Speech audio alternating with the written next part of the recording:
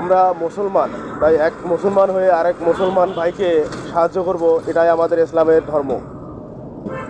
আমরা আমাদের প্রতিবেশী দেশ ফিলিস্তিন এইভাবেই ধ্বংস হচ্ছে, আমরা মুসলমান কান্ট্রিগুলো এখনো কথা বলতেছি না।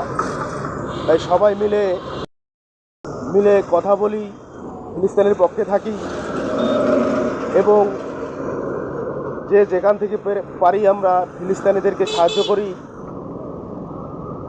তাই ফিলিস্তিনের যুদ্ধ বন্ধর দাবিতে আমরা সবাই একমত পোষণ করি এবং আজকের হরতাল সবাই পালন করি।